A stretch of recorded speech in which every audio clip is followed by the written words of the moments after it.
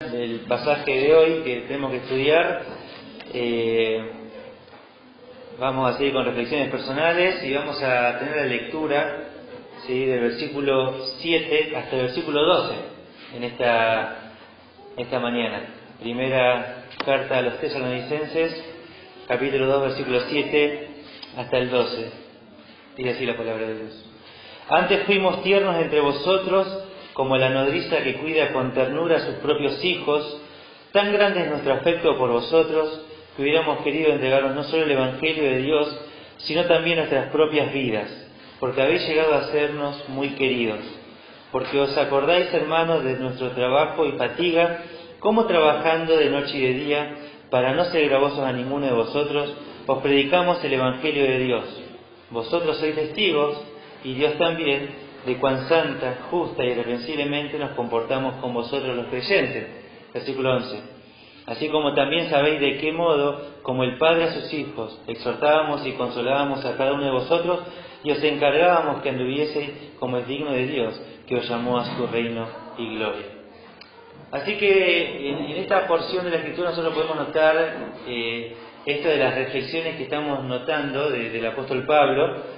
Y versículo 7 va a mencionar, dice: antes fuimos tiernos entre vosotros, como la nodriza que cuida con ternura a sus propios hijos.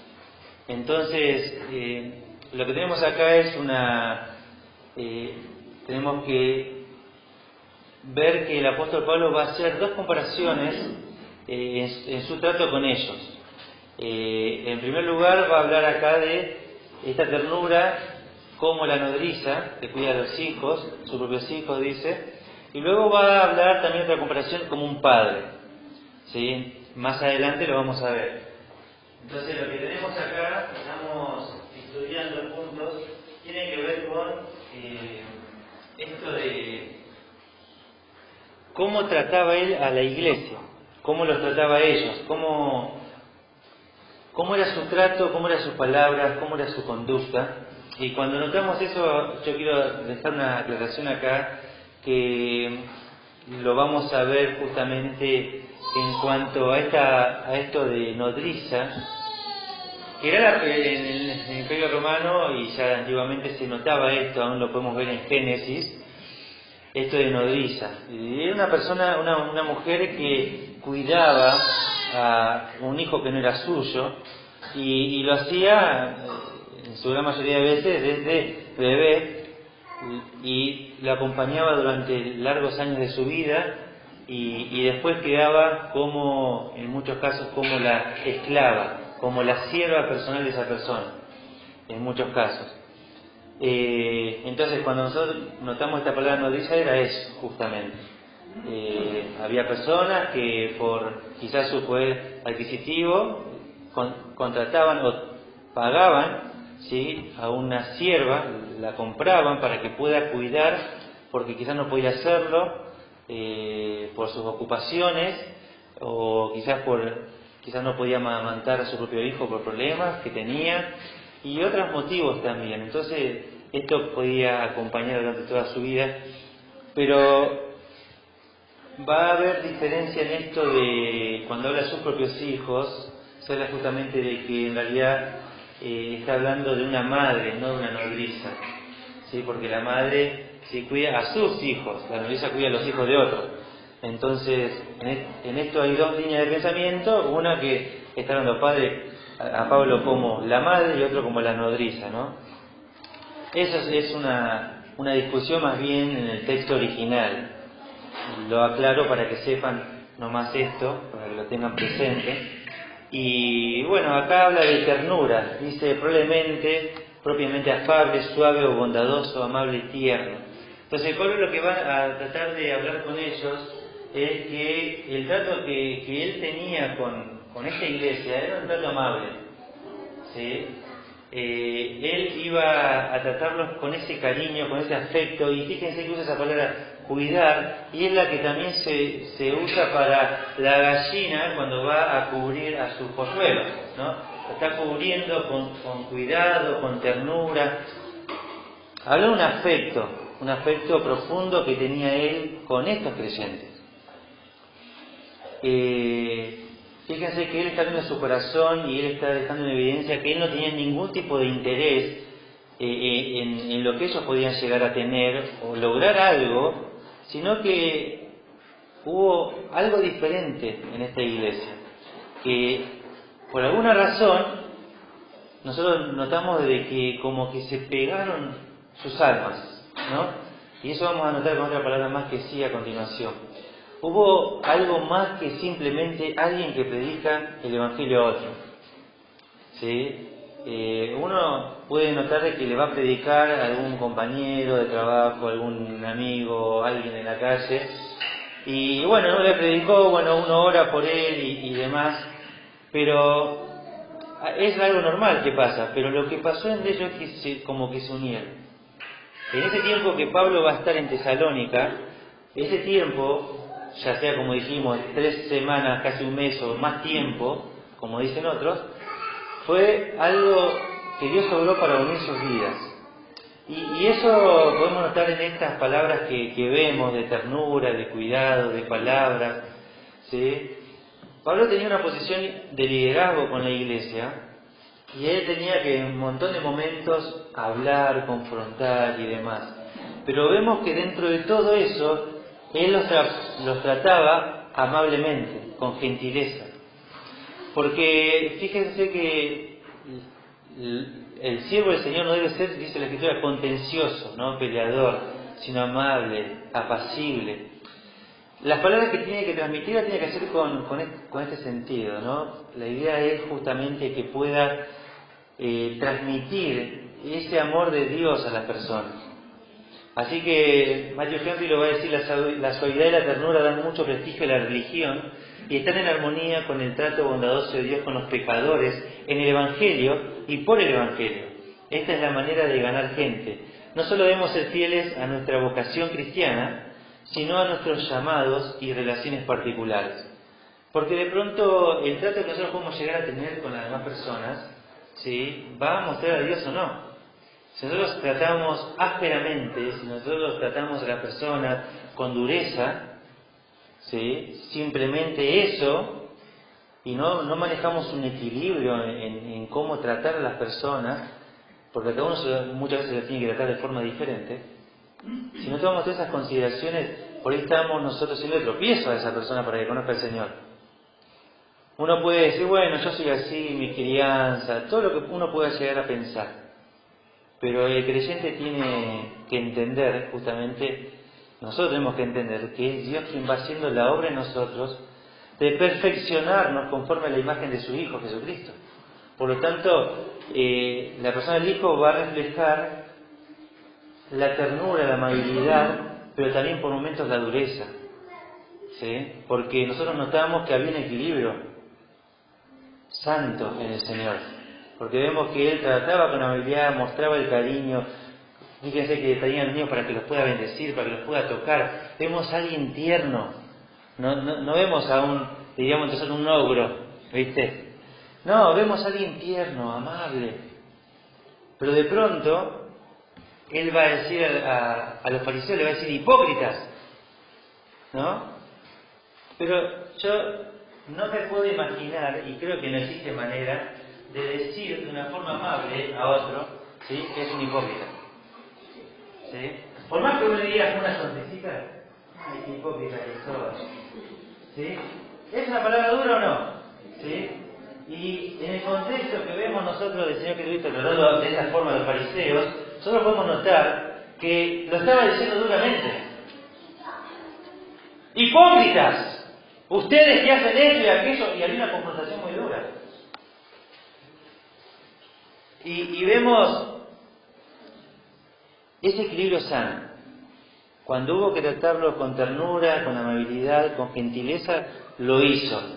Y cuando tuvo que tratar con dureza, también lo hizo, ¿sí? Así que no podemos decir que únicamente uno tiene que tratar todo como, sí, todo muy amablemente, sino que de acuerdo a las circunstancias de las personas, lo vemos en el Señor Jesucristo. No estoy acá diciendo ningún tipo de cosa rara, ni estoy trayendo algo extraño, sino lo que vemos en la palabra.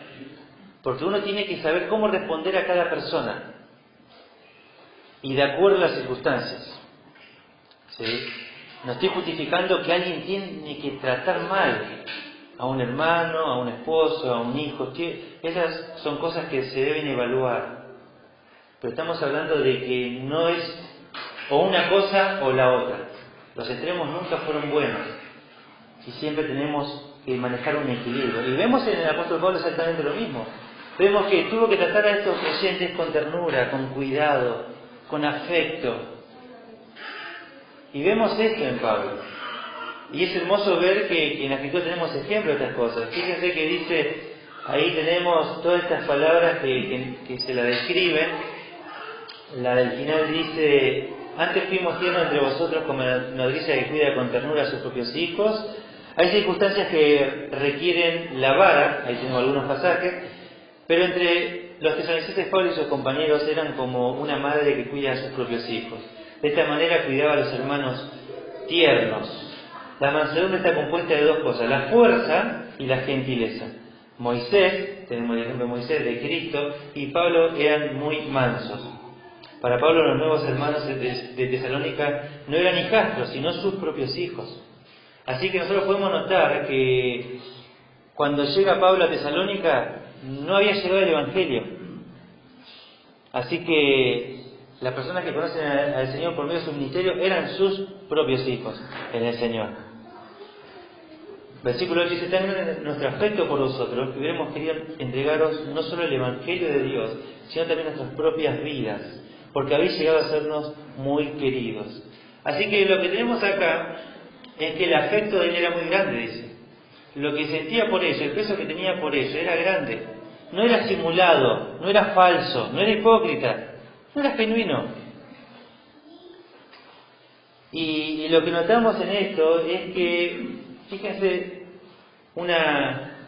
acá tenemos, con la comparación de la madre todavía, ¿sí? Notamos que para una madre que está amamantando a su hijo, que lo está cuidando, ¿sí? Lo hace a full time, ¿no? Todo el tiempo, sin goce de sueldo, ¿no? Y lo hace continuamente. Y lo hace por amor a sus hijos, por amor a su hijo. No va a dormir bien, no va a descansar, un montón de cosas que se sacrifican y que renuncia, ¿sí? Muchas veces va a renunciar a sus deseos, ¿sí? Se va a renunciar a gustos, muchas veces va a renunciar a horas de sueño, anhelos, por momentos tiene que posponer sus anhelos con una carrera, con un trabajo, porque no lo va a hacer como por una carga. No es, lo tengo que hacer. No, lo hace por amor. No le cuesta hacerlo. ¿Por qué? Porque los ama. Entonces, cuando vemos eso, volvemos al ejemplo de Pablo y vemos que todo ese sacrificio que él hacía, todo el esfuerzo que va a mencionar que después hace, lo hace no quejándose, no lo hace porque está obligado a hacerlo, no le es una carga. Lo que lo motiva y lo mueve el apóstol Pablo es esto, es el amor que tenía por ellos. Y eso es lo que nos tiene que motivar a nosotros. ¿Sí? El sacrificio que vos puedas hacer por los hermanos, por la iglesia, por las personas, ¿sí? Si te tienes que pesar, si es una carga, si es un peso, debes evaluar eso, porque por ahí no lo estás haciendo por amor. Porque por ahí lo estamos haciendo con una motivación que no es el amor. Porque cuando es el amor, no pesa, no es una carga. Y uno lo hace con gozo. Qué bueno que puedo hacer esto para el Señor, para que esta persona pueda recibir un tiempo de la palabra, para que la persona pueda tener esto, para que la persona, y pone las prioridades, las necesidades de la persona por encima de las prioridades de uno, de lo que uno le gustaría hacer, como una madre. Y eso lo vemos en Pablo. Vemos un modelo a seguir de alguien que está discipulando a personas. Vemos un modelo a seguir de alguien que está influenciando a personas. Vemos un modelo a seguir de un siervo del Señor. no lo hace quejándose, no le es una carga, porque estaba concentrado en el amor a ellos. Su amor lo movía a hacer esto que va a mencionar a continuación. Y dice ahí, muy queridos. Dice, llegaron a ser unidos. Así como la que cría, si quisiéramos, dice, y ahí es otra palabra, tan, es decir, va describiendo palabra por palabra en el original, viendo que somos amadores de vosotros. Amadores de vosotros, la lectura más antigua del griego da a entender unirse alguno con otro, ser íntimamente ligado con otro. Quisiéramos, el griego es más fuerte, estamos bien contentos, alegremente habríamos entregado en nuestras propias vidas, dice. O sea que, fíjense que si hubiese sido necesario entregar sus vidas, lo hubiesen hecho. Y no hubiese sido ningún peso, ninguna carga ni nada. Porque se unieron íntimamente se unieron. ¿Sí? Y podemos notar acá que es como el esposo que se une con su esposa, y están íntimamente ligados y continuamente está sacrificándose por el otro y quiere lo mejor para el otro y da para el otro, ¿sí? Porque uno lo ama y uno quiere lo mejor, y eso fue una situación como esta también, lo de Pablo con esta iglesia. Versículo 9 dice, porque os acordáis, hermanos, de nuestro trabajo y fatiga, como trabajando de noche y de día, para no ser gravoso a ninguno de vosotros, os predicamos el Evangelio de Dios. Y fíjense que ahí tenemos la palabra trabajo, tenemos la palabra fatiga, y se habla de mucho esfuerzo, de mucho desgaste, ¿sí? Y ellos se estuvieron sacrificando continuamente. Y acá lo que vamos a ver es que, antes de decir que estuvieron trabajando, dijo que los amaban, ¿sí?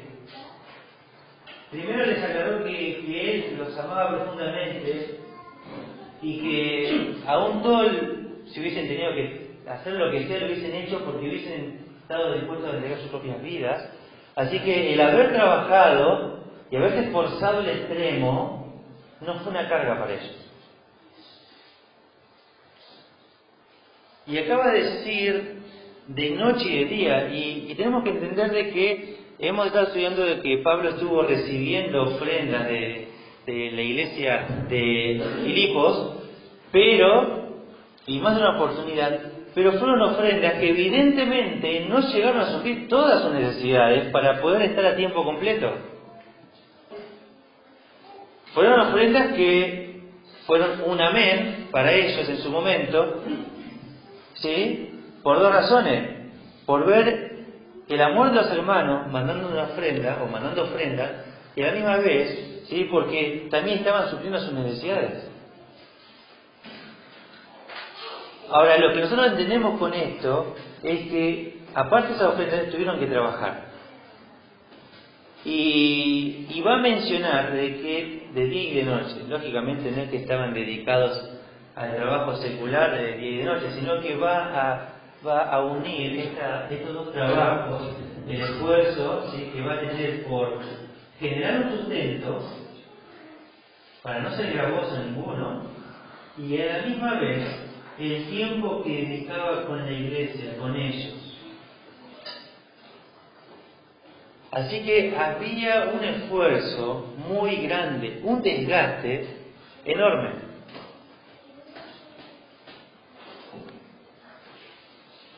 Pero eso no pesa cuando la motivación es la correcta, por amor.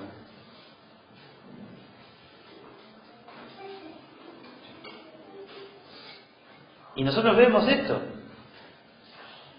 Vemos que las personas que aman al Señor no imponen cargas a las congregaciones económicas. Vemos que la persona que ama al Señor se sacrifica, va a esforzarse para hacer eso. ¿Recuerdan el contexto que hablamos la lectura anterior acerca de los lobos rapaces y cómo estas personas buscan recibir beneficio económico? Aunque Pablo reconocía de que él tenía el derecho como apóstol de Cristo, él no usó ese derecho, sino que lo dejó de lado para no hacer carga. Y está bien, dice Pablo, no ocuparé tantas horas como me gustaría ocupar en el servicio, pero en el tiempo que tenga voy a dar al máximo, voy a dar todo lo que pueda. Y eso fue lo que hizo Pablo. Trabajó arduamente estuvo trabajando para generar un sustento, y a la misma vez se involucraba con la iglesia en Tesalónica. Y acá un comentarista me gusta cómo menciona esto, porque según la Tesalonicenses capítulo 3, él va a notar de que había algunos hermanos, sí, versículo 3, 6,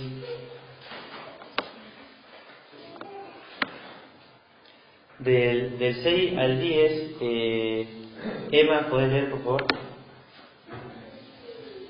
Pero os ordenamos, hermanos, en el nombre del Señor Jesucristo, que os apartéis de todo hermano que ande desordenadamente, y no según la enseñanza que recibisteis de nosotros. Porque vosotros mismos sabéis de qué manera debéis imitarnos, pues nosotros no anduvimos desordenadamente entre vosotros. Sí, hasta el 10. Comimos de balde el pan de nadie, sino que trabajamos con afán y fatiga día y noche, para no ser gravosos a ninguno de vosotros. No porque no tuviésemos derecho, sino por darnos nosotros mismos un ejemplo para que nos imitasen. Porque también cuando estábamos con vosotros, nos ordenábamos que si alguno no quiere trabajar, tampoco nosotros. Ven que acá lo que estamos notando es una descripción que ya estamos estudiando ahora, acá en la segunda carta. Porque había algunos que recibieron la enseñanza de la venida del Señor y dijeron, bueno, esperemos que el Señor va a venir y dejar de trabajar. Y él dice, no, ni de ninguna manera. Yo estuve con ustedes y el Señor estaba por venir y no dejé de trabajar. En ningún momento dejé de trabajar. Es más, le dimos ejemplo trabajando arduamente. Así que ustedes vieron el ejemplo que les dimos. Y es más, cuando estuvimos ahí, nosotros les enseñábamos que si alguno no quería trabajar, ¿sí?, que tampoco coma. ¿Sí? Y el hecho de no querer trabajar no significa, sí, justamente que no hay que fomentar la vagancia. Estas personas querían ser sostenidas por los demás hermanos. Y vemos ahí nosotros que Pablo en ningún momento enseñó eso, sino que tenían que trabajar. Y lo mostraron con su ejemplo. Y nadie podía decir nada de eso, porque lo vieron, porque escucharon a él enseñando esto. Así que es interesante ir notando estas cosas. Por eso es bueno, ¿sí?, los padres hacia los hijos siempre enseñarles en cuanto a el hecho del trabajo, ¿sí?, el hecho de ser responsable. El hecho de que si por más que sea grande esté en la casa, tiene que aportar económicamente, aunque no haga falta. ¿Por qué? Porque tiene que aprender en casa cómo administrar ese dinero. Todas las cosas, los valores, todas las enseñanzas se dan desde el hogar. No importa si gana 1.000 pesos, bueno, de esos 1.000 pesos tiene que aprender a dar al Señor, a ayudar en la casa. Porque eso es lo que va a tener que hacer el día de mañana cuando salga de la casa, va a tener que hacer lo mismo. Y eso es andar ordenadamente, eso es enseñar, eso es transmitir.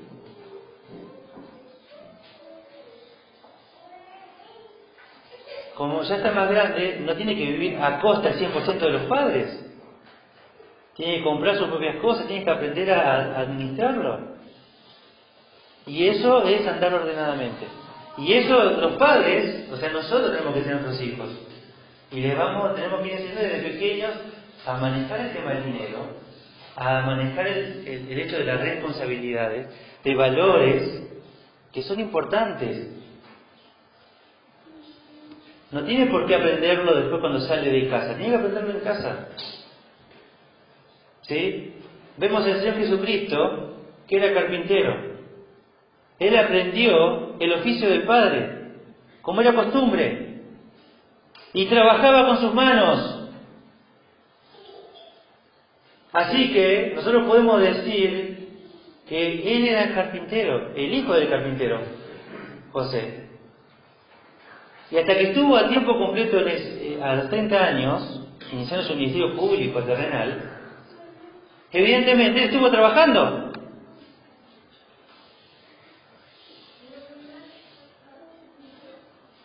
¿Y eso dónde lo aprendió? No en la casa de otro, en su casa. Porque hubo un padre que le enseñó a trabajar honradamente con sus manos. Y lo hizo hasta que Dios lo llamó al ministerio público y él dejó de hacer eso.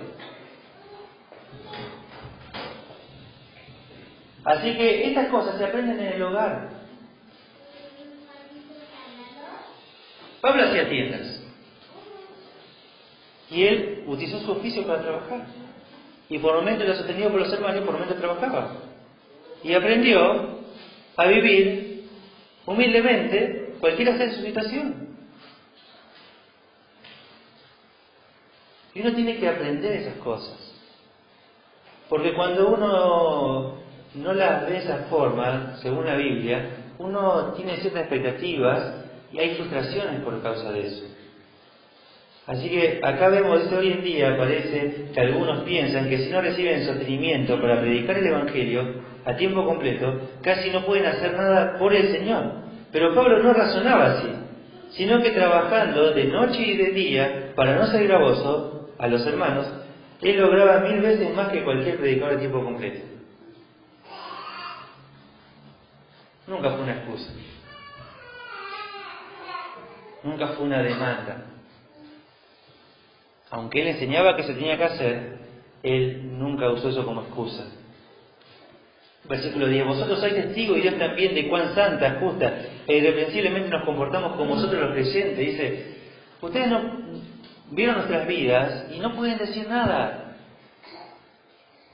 Pero no es que Pablo lo dice esto para enaltecerse, sino más bien como para mostrar de que los que tienen que estar sirviendo al Señor tienen que seguir su ejemplo, tienen que imitarlo, porque así se tiene que andar, así es como uno anda digno de Dios, que ahora vamos a ver eso. Pablo estaba mostrando desde la plataforma de su testimonio, de su conducta, lo que está hablando. No lo dice en base a lo de los demás, sino de su propia vida. Versículo 11. Así como también sabéis de qué modo, como el Padre a sus hijos, exhortábamos y consolábamos a cada uno de vosotros. ¿Sí? Así que acá tenemos esta otra comparación que hablábamos acerca del Padre a sus hijos. ¿Sí? Así que acá tenemos que la ternura de una madre, ¿sí? Ay, pobrecito, no le haga eso. Como la paleta del padre, digamos, ¿no? El equilibrio entre ambos lados. Y va a decir, como el Padre a sus hijos exhortamos y consolamos a cada uno de vosotros. Y acá tenemos estas dos palabras de exhortación y consolación, o de ánimo, de ir corrigiendo, de instruirlos. ¿Sí? Y fíjense que ¿cuál es la actitud muchas veces del hijo cuando es corregido por su padre? Vos no me querés a mí. ¿Sí? Y todo la otra vuelta, Jonah me dice, papá es malo, dice. Y se lleva a eso, ¿no? Porque es la percepción del hijo. Porque piensa que eso es una muestra de algo malo, cuando es todo lo contrario, es una muestra de amor, de querer lo mejor, de protegerlo, de mostrar que me interesa que sea un hombre o una mujer de bien, diría la sociedad, un hombre o una mujer de Dios, diríamos nosotros. Y eso es lo que debemos hacer. Y somos crueles como padres, ¿sí? Para ellos. Así que en Tesalónica yo creo que habría personas que dirían, no, pero Pablo, mira, le dijo esto, llama la atención. Yo lo hice como padre. La función del padre es esa. ¿Sí? No, más allá de la ternura que puedo tener por momentos, también la firmeza que debo tener como padre. Ahora, cuando hablamos de esta firmeza, de esta exhortación, estamos hablando no que simplemente por una ocurrencia del padre y porque es así. No, porque lo que este padre está basándose es en la palabra de Dios. No es, bueno, porque a mí me hicieron así. No, porque, no, esa cosa es del mundo, no el Hijo de Dios. Lo estamos criando en el temor, en disciplina y la amonestación del Señor. Nos basamos en la misma palabra para instruir a nuestros hijos. No en lo que nos parece o creemos nosotros que es mejor, sino en la palabra. Y eso es lo que lo vas a tener cuando salga de casa. Y eso para Pablo no era una tarea que lo hacía popular. ¿Sí? Cuando una persona se encuentra en una posición, como el apóstol Pablo, de tener que confrontar y de exhortar, no es lo más popular que hay. ¿Sí? Esto no es popular. ¿Sí? Porque esto te convierte en el malo de la película. Esto te convierte en el Shrek. ¿Sí? Porque la persona piensa que, como ese niño, que es una muestra de que no le cae bien, de que, bueno, me dijo eso porque, y no ve justamente que es por el bien. Y por eso se habla de la exhortación y la consolación. Lo voy a dejar porque esto me está inquietando mucho. Entonces lo que nosotros notamos en esto, justamente, es que este padre estaba interesado en el bienestar de sus hijos y por eso tenía que exhortarlo y marcarle sobre lo mal que estaban haciendo, sobre el error que estaban cometiendo, con el fin de decirle, mirá, mano, no está bien lo que estás haciendo, no está bien lo que tú haces. Desfallecerán en todo tú y todo el pueblo contigo. Entonces va y le va a marcar lo mal que está haciendo y lo va a guiar, y lo va a acomodar, y lo va a llevar en el camino correcto. ¿Sí? Y esa es la función de la exhortación y de la consolación. Se ponerse al lado para ayudarlo a que vuelva al camino correcto. Pudo haber sido por ignorancia, por rebeldía, por lo que fuera, pero el padre tenía que tomarse tiempo. Si estamos hablando de que esto es algo difícil y cuando hablamos de esto, estamos hablando que está diciendo a cada uno de vosotros. Él está hablando de un ministerio que tiene que ver con toda la multitud, con las masas, pero por momentos, ¿sí?, es un trato personal. A confrontar y exhortar de manera personal. ¿Sí? El padre con sus hijos no hace las exhortaciones todos juntos en la mesa. Lo puede hacer por momentos, puede enseñar, pero por otro momento se lo toma aparte solo y se lo exhorta y se lo consuela, se lo anima. ¿Sí? Y nadie podía decir de Pablo, ¿sí?, que simplemente estaba para confrontarlo, porque lo que vemos de Pablo es que había un equilibrio entre la ternura, ¿sí?, dijimos en un momento, y la exhortación y la vara. Si bien este comentario es algo a evaluarlo, pero a veces, ¿sí?, estamos acostumbrados, ¿sí?, a recibir visitas para recibir paletas. ¿Sí? Y eso solo no ayuda. Si yo a mi hijo simplemente le veo la paleta nomás y nunca le muestro la ternura, nunca le muestro eso va a generar esa esperanza de ira a los hijos. Entonces yo tengo que mostrarle la vara y tengo que mostrarle la ternura. Y Pablo mostraba que los amaba y compartía con ellos. Y que estaba en las buenas, disfrutando, lo visitaba, compartía, o tenía reuniones, cosas en común en la iglesia, pero también había momentos de estar a solas y confrontar. No digo que esa frase de solo es para la paleta que se viene, no digo que esté bien que se diga ni que esté bien que se haga. ¿Sí? Lo que estamos hablando es que hay que evaluar cada situación y vamos a hablar en cuanto a cómo hacemos en situaciones como esa, a continuación. Pero vemos la exhortación y se os encargamos que anduviese como es digno de Dios que os llamó a su reino y gloria. Cuando estamos hablando de eso, yo remarqué os encargábamos, ¿sí? Lo que estaba haciendo Pablo, junto con las personas que estaban con él, era tomarse el tiempo de tomar a las personas y decir, permiso, además, tengo que sacar para acá, te agarré de punto. ¿Sí? Acá tenemos, de este lado, el andar dignamente de Dios, y de acá, el andar indignamente de Dios.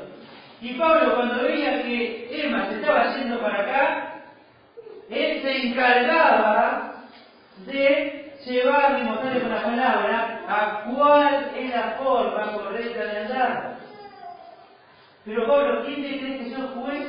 No, es la función del Padre, es la función del siervo del Señor de preocuparse de que sus hijos anden como es digno de Dios. Pero no confiás en que Dios tiene poder para obrar y que no dijiste otra vez que Dios es el que actúa en los creyentes de la palabra y no es el hombre. Sí, pero lo que vemos en la palabra es una responsabilidad de Dios que va a actuar en la palabra, porque la palabra es la persona, pero la persona tiene que ser expuesta en su conducta que está andando mal. Porque si no sabe que está andando mal, va a seguir andando mal. Y todos hablan de que Eva anda mal, pero nadie se lo dice. Y se lo tiene que decir a alguien. Alguien tiene que decir que me está andando mal. Porque si no, no tiene oportunidad de cambiar, porque él cree que está andando bien. Porque él cree que esto, que es lo correcto. Y él no se está dando cuenta que no es lo correcto. Entonces Pablo tiene que encargarse de mostrarle cómo es andar dignamente de Dios. Y como les digo, Pablo tenía que hacer, como dice, con cada uno de vosotros. Eso quiere decir que había muchos en la iglesia que recibían esta palestra de Pablo y que no todos, me imagino, que lo hubiesen tomado. ¡Ay, qué bueno que es Pablo!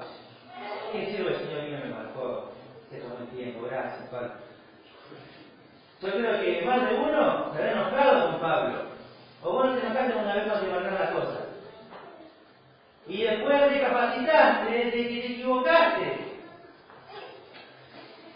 Y algunos no recapacitan jamás. Y andan de esa forma. Gracias.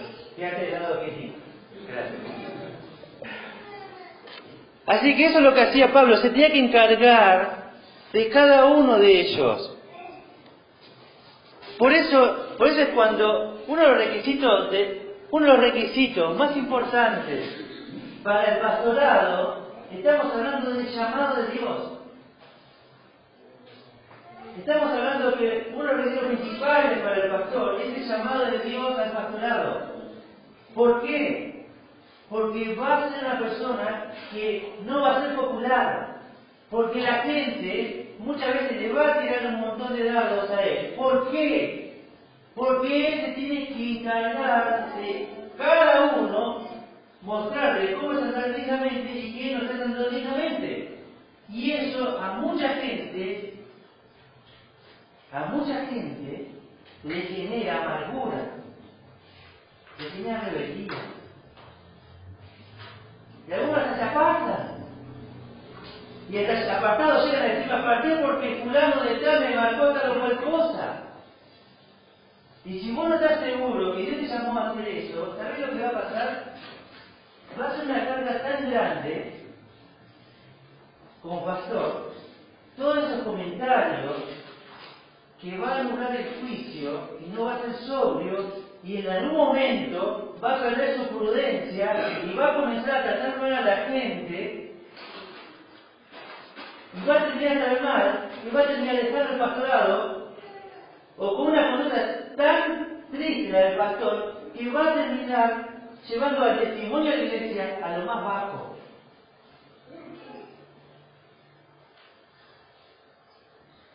Por eso dice la Escritura que tienen que ser, al igual que los diáconos, sometidos a prueba primero.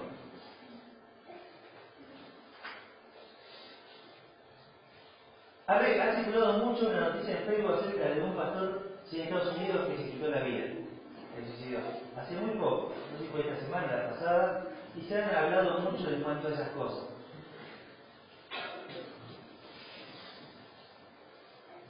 Y uno ve noticias como esa, y uno nota justamente todo lo que te mencionaba.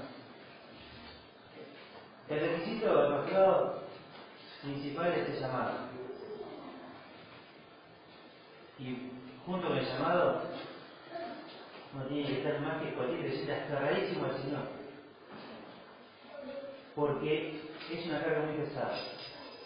Y cuando no hay llamado, o hay llamado, y no hay aferrarse al Señor, terminan pasando cosas como esas, tan tristes, y que causan dolor al pueblo de Dios, a la iglesia del Señor, en el mundo. Porque eso genera en nosotros dolor. Por eso nos dolemos juntamente con los que se duelen. Así que eso nos genera dolor. Por eso las personas que son llamadas del ministerio, del pastorado, de los diáconos, tienen que ser sometidos a prueba. Las personas que están liderando tienen que ser zarandeados primero. Porque tienen que, esta responsabilidad de mirar la vida de las personas, porque tienen que dar cuenta de ellas, de cómo andan ellas. Pues fíjense cuando Elí fue llamado a atención por el Señor, porque no se ocupó de que sus hijos anden dignamente de Dios. No se ocupó de eso. Y la Escritura justamente va a citar acerca de los pastores que tienen que hacer eso. Tienen que ocuparse. Porque el pastor, ¿sí? Pablo, el apóstol Pablo, tenía que dar cuenta al príncipe de los pastores de cómo estaba el estado de las ovejas.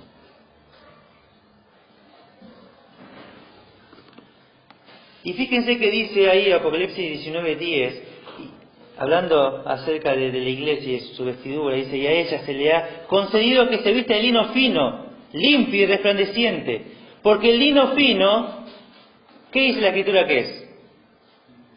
Ahí dice, las acciones de los santos. No, las acciones de los santos no. Fíjense, justas.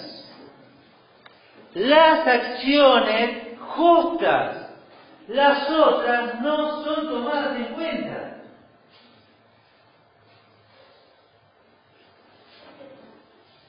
Fíjense que lo que va a vestir, una de las cosas más hermosas de la vestimenta de la iglesia,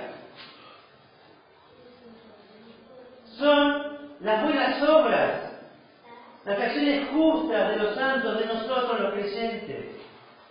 Entonces, Pablo tiene que ocuparse de hacer eso, de que las acciones de los justos sean justas. Entonces vemos que eso es lo que hacía Pablo. Por eso uno habla de la vara, de la corrección, de la exhortación. Dice que anduviese como es digno de Dios, que os llamó a su reino y gloria, a su reino y esplendor. O que os llama también. Por lo cual, versículo 13, por lo cual también nosotros sin cesar damos gracias a Dios, de cuando recibiste la palabra de Dios, que oíste de nosotros, la recibiste no como palabra de hombre, sino según es en verdad la palabra de Dios, la cual actúa en vosotros los creyentes. Lo que está diciendo acá Pablo es, mire, nosotros llegamos a Tesalónica y nos basamos justamente en lo que sabíamos de Dios, en lo que entendíamos de Dios, en las revelaciones de Dios. Y en base a ese misterio oculto, yo les iba enseñando a ustedes cómo debían andar como es digno de Dios. Y lo maravilloso de todo esto, y que damos gracias a Dios, es que ustedes no dijeron, bueno, este es desde el punto de vista de Pablo. No, es porque eres judío. No porque tiene la excusa para no obedecer el consejo, la exhortación. No, la actitud de ellos en esta exhortación, en esta consolación, era, viene de Dios. Esta exhortación viene de Dios. La voy a tomar para mi vida. Voy a obedecer esto para que traiga bendición a mi vida. Y esa fue la actitud de la iglesia. Y cuando la actitud de la iglesia fue esa, repercutió en semejante testimonio para los creyentes de esa época, hasta el tiempo presente. Cuando creyentes toman las exhortaciones como de parte de Dios y no de los hombres, porque está basada en la palabra, ocurren estas cosas. Ocurren estas cosas.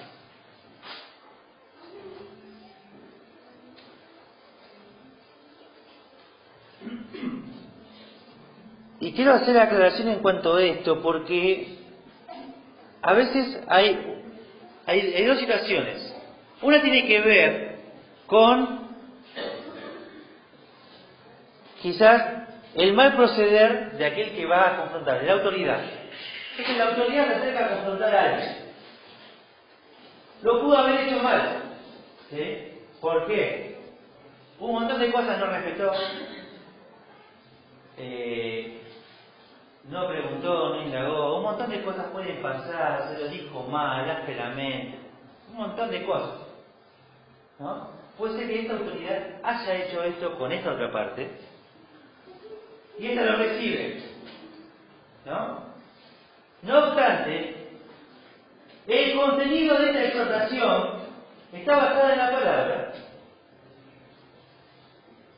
Y esta persona que está recibiendo acá esto, lo toma y comienza a decir, no, pero me lo dijo así, no, pero así, acá, y va, y no recibe eso.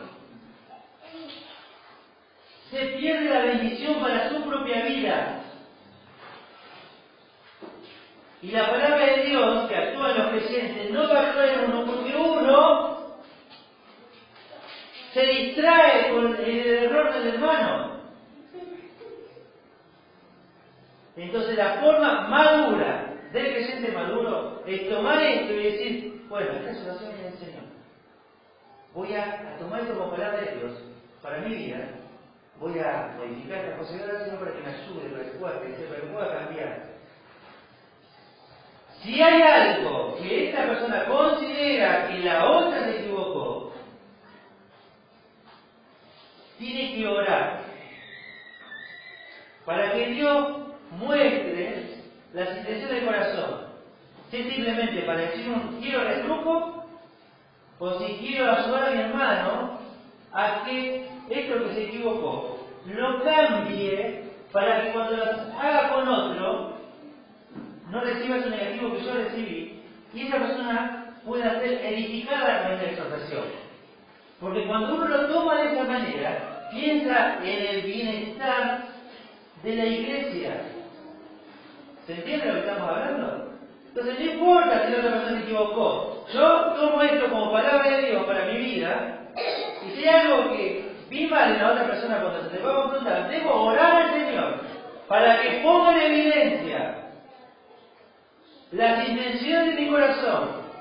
Y una vez acomodado eso, me acerco para edificar a mi hermano y hablarle de eso, pero que también recibí lo que me dijo, mostrando evidencia de que lo tomé como palabra de Dios, y que hubiera un cambio, hubo bendición en eso, y ahora yo me estoy acercando para mandarle otra cosa a él. Y eso es buscar la edificación del cuerpo de Cristo. No corresponde que esa persona esté así comiendo, no, porque me dijo y se va, y pone en estado de WhatsApp. Las cosas mal dichas, y sacan, ¿viste? Una frase de comienza ahí, ¿viste? Es así hoy, ¿viste? Vos encontrás gente por todos lados y la ponen de estado. Y todos comen, ¿por qué lo dijo? ¿Por qué lo dijo? Che, ¿por qué lo dijiste? No, sí. Fue hablando una persona esta semana. Y todos saben que habló con una persona. Así que, aunque no te dice, se dice.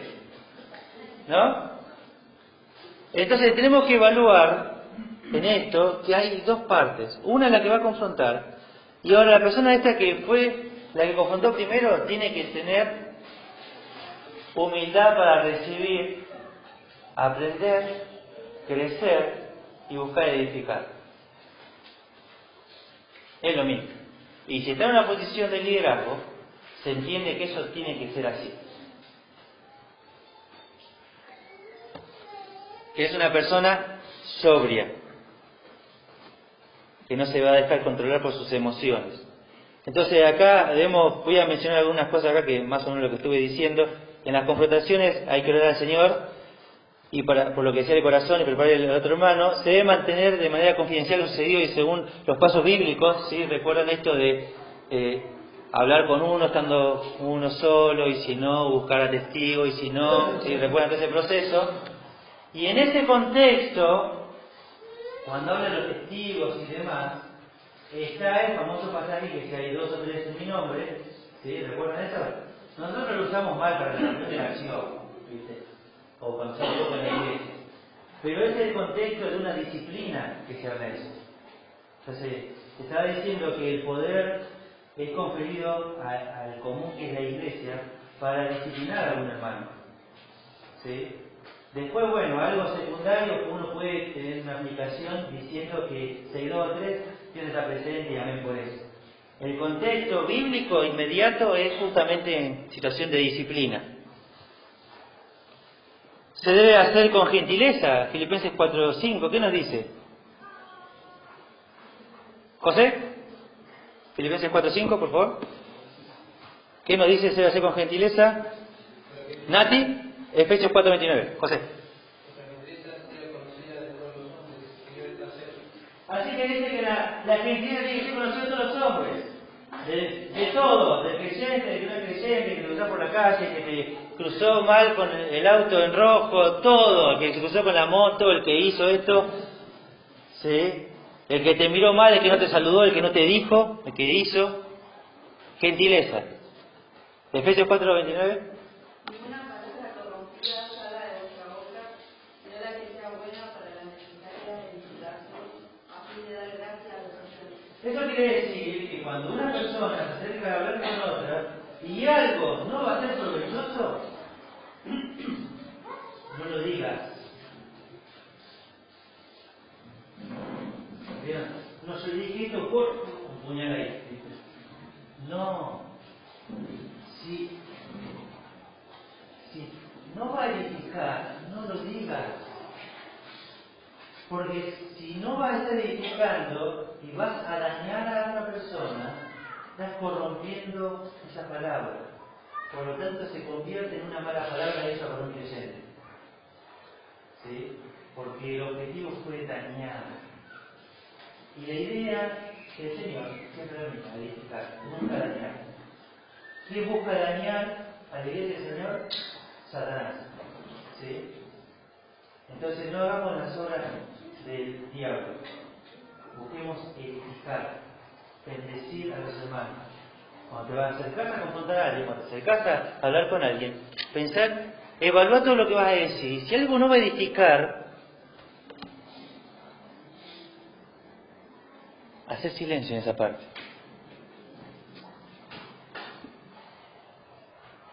¿Vieron que las discusiones comienzan a hablar y a sacar los trapitos?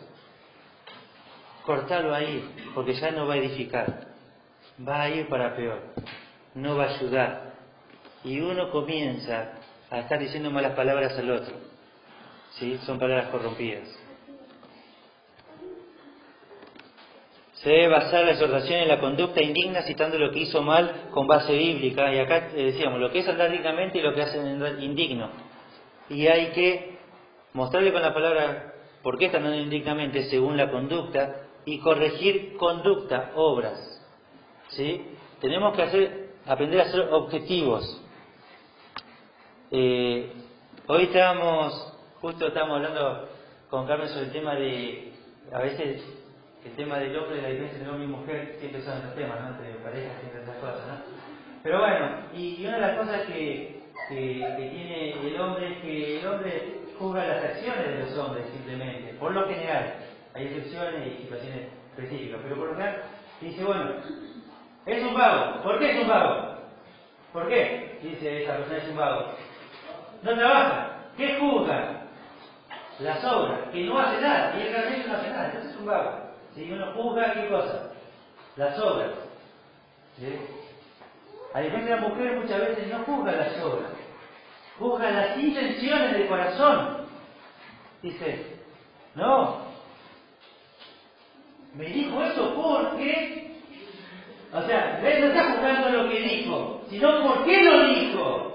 No me saludó porque yo vez pasada, en 1983, resulta que me hizo, ¿no? Y uno comienza, no lo quiero saludar porque la otra vuelta... No, y no juzga lo que hizo, juzga las intenciones. Y ahí se equivoca muchas veces una debilidad de la mujer, juzgar intenciones, cuando solo Dios puede ver las intenciones. Tiene que juzgar las obras y ayudar por medio de la conducta, no intenciones. Cualquier persona, hombre o mujer, posición de liderazgo o posición de liderazgo, que va a basarse en tomar represalias con otro por intenciones, está andando mal delante del Señor. Tiene que corregir su conducta, ¿sí? Porque lo juzga, emite sentencias, todo, y toma medidas, trata asuntos y se lo hace notar, se hace saber. Y genera discordia entre los propios hermanos. Evitemos, seamos objetivos y aprendamos a juzgar las obras, la conducta, las acciones, si son justas o no son justas, de los santos. Nunca intenciones. Se debe presentar uno como ayuda para el cambio. Hebreos 10:24. ¿Víctor?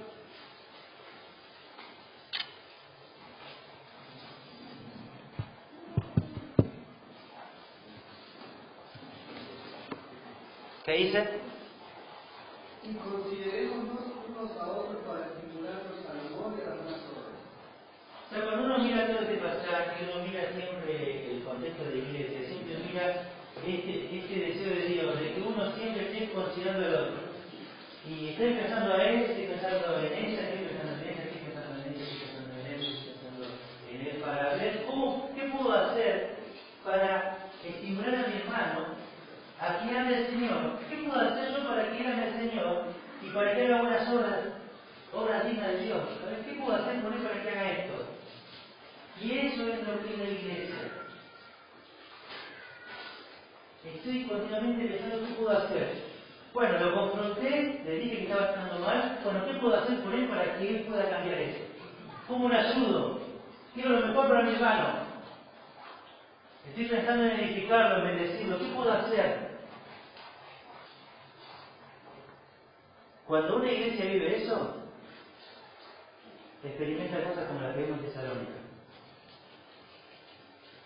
Y estoy dando para que Dios haga eso en nosotros, para que ponga ese sentido en nosotros, que dejemos de dedicarnos con cosas que el enemigo trae a nuestra mente, con cosas del pasado, con situaciones. Veamos hacia adelante. Por eso cuando uno mira esta iglesia, el eslogan que había tomado de otro predicador me pareció muy importante para hacer. Un modelo de ayer para la iglesia de hoy. Fíjense cuántos ejemplos podemos notar nosotros para nuestra vida, para nuestra iglesia. Y si anhelamos tener un impacto como el que tuvo esa iglesia en Tesalónica, debemos imitar la conducta de ellos, que ellos anduvieron como era digno de Dios.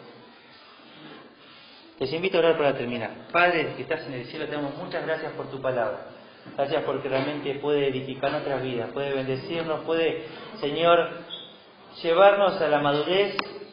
Gracias porque es tu palabra como ese espejo que muestra, Señor, cómo estamos y nos anima, nos exhorta, Señor, a cambiar, a crecer, a abandonar todas aquellas cosas que nos alejan y nos estorban para parecernos a tu Hijo Jesucristo, Señor. Gracias por tu palabra, bendícela en el nombre de Jesús. Amén.